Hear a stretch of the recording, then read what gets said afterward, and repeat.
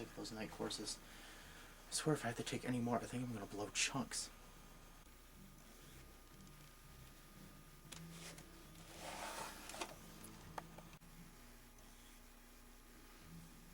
Why not?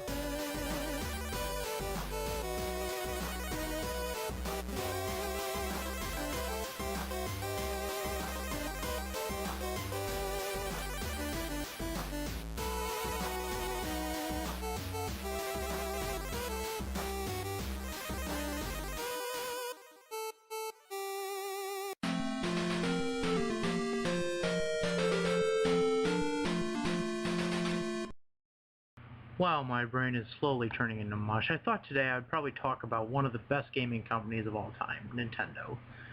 Now, before you go out there and say I'm a fanboy, let me be clear with you. I grew up on Nintendo. Yes, I played a PlayStation. Yes, I played Atari when I got a little older. Yeah, I played an Xbox. Once. By the way, I hated it. Yeah. So, I just found myself more connected with Nintendo than anything else. And I'm not a real hardcore gamer. I'm more of a classic retro gamer.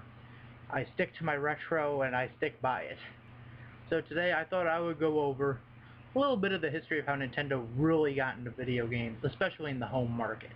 Yeah, I'll cover a little bit of the handheld stuff, but really that's none of the real importance here. The importance here is the console. So today, I'm paying tribute to Nintendo's home consoles. Our story begins in 1983 when Nintendo released the Famicom in Japan. The Famicom was a huge success, and Nintendo was deciding to throw it over into America. But remember, this was right around the time of the crash of '83, so Nintendo had to reevaluate their strategy when sending it overseas. One of the first decisions they had was to redesign the system by giving it more of a boxy look. Their next decision was to change the name from the Advanced Computer System, or Famicom, to the Nintendo Entertainment System. Finally, they decided to market it not as a console, but as a toy. This was also helped when they had included Rob, the robotic operating buddy. Christmas '85 season came around, and Nintendo ended up selling about 50 million units, which is impressive by today's standard. In fact, by 1989, Nintendo made up about 90% of the US trade deficit. That's impressive. But I think Nintendo held on to the NES a little too longer than they should have. By 1989, a rival company would come along the way and would give us one of the greatest gaming systems of the early 90s. Genesis does. 16-bit arcade graphics. You can't do this on Nintendo. Genesis does. In 1989, a rival company called Sega would release a system called the Mega Drive, later renamed the Genesis, and would go up to compete against the NES.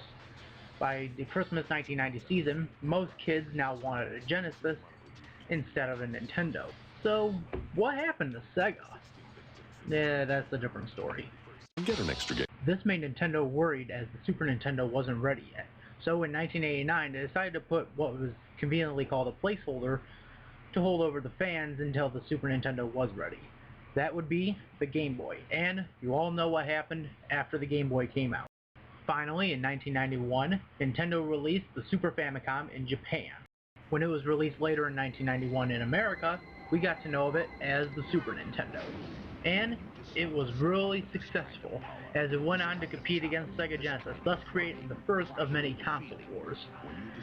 The Super Nintendo today is beloved by all Nintendo fans. From young and old, many people claim that the NES and the Super Nintendo were Nintendo's golden years. These kinds of games. Now you're playing with power, superpower. In 1996, Nintendo took gaming to the third dimension with the N64. Now it had to compete with Sony instead of Sega, as Sony released the PlayStation the year before. The Nintendo 64 wasn't a big success when it came out, but currently it's been gaining a cult following, along with many of the later Nintendo systems.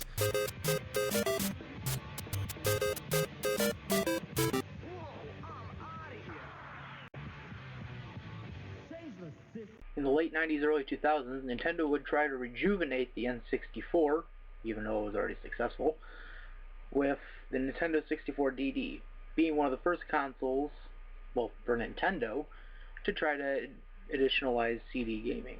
They tried this before in the early 90s with Sony, and again, you know what the product was. Moving on, though, the Nintendo 64 DD did not come to America, though, as the chairman of Nintendo at the time thought that Nintendo 64 DD would be just another add-on. It was only released in Japan and only had about a substantial amount of games, let's say 10. Nintendo would not start utilizing discs until the GameCube was released in 2001. The system received mixed reviews, but did come with a lot of memorable games, like Super Mario Sunshine and Luigi's Mansion. The system today is called an underrated classic, and it was just another step that Nintendo was taking in a supposed right direction.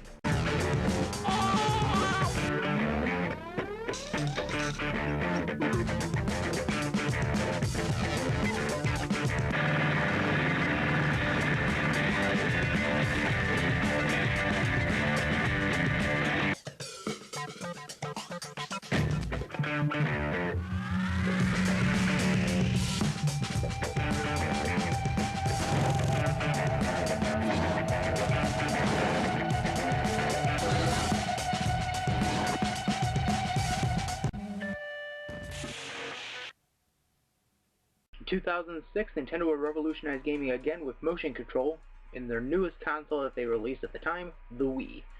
The Wii is received as well, just like the Nintendo GameCube, mixed reviews. Some people like it, other people don't. In my opinion, again, it's an underrated classic. Some people have started to appreciate it nowadays, and again, with the costs cutting down and down thanks to the newest console, the Wii U, many people are starting to buy more and more Wiis. In fact, it's actually the top-selling console, or is one of the top-selling consoles of all time. It also gave us some of the most memorable games like Mario Galaxy and Metroid Other M, as well as Zelda Skyward Sword. So the Wii is not exactly perfect, but when you look at it, there's nothing harmful about it.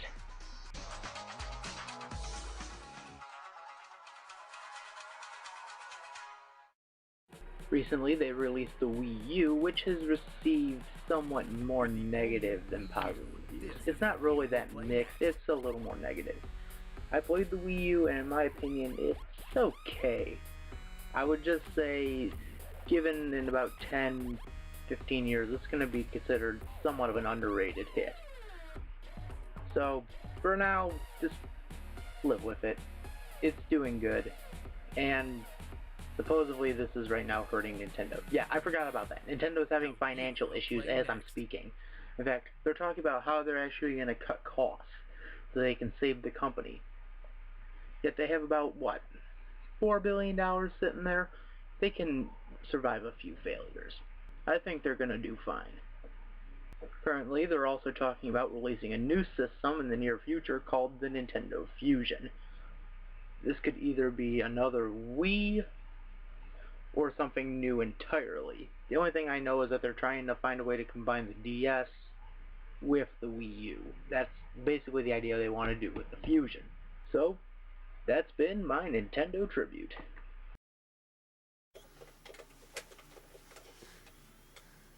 What have I done with myself? I've been playing this game for... I don't even know what day it is! I probably am late for my exam now. It just comes to show, I guess. I can't just trust video games anymore. I guess it's to good old television.